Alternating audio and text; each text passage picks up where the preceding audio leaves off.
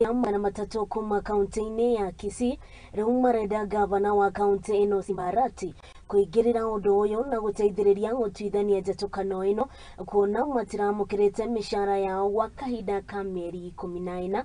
Aruti acio a utungata wa muingi ari hamwe na aria mari na mawathe ni matari ati ni maremetwo gutwarithia miturire yao na mbere makiandikithia gavana wa kaunti ino akorwo akimaiguira tha niguo makorwo makirihwo mbeca ciao iria makoretwo makirutira wira gwa kahiinda ka mieri 14. Fanye nini?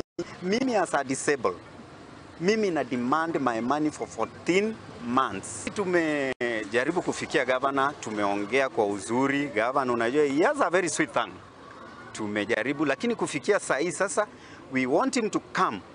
Akuja tueleze, ndio from there, sasa tuweze kuchukua hatua yenye tunataka.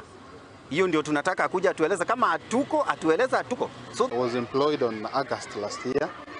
We've been working. We've been doing the services to the county, which are the essential services. But it's unfortunate that we are going through hell of life. Sincerely, we offer our services and we do whatever is needed. But we've tried to follow all this through. No one is listening to us. People before you are representative of a very large group of 318 people. They were recruited last year, 2022, in the month of April, which means they have now worked for 14 good months. ECD teachers, we have instructors, we have people from agriculture, we have people from health. All these people are really crying for their pay.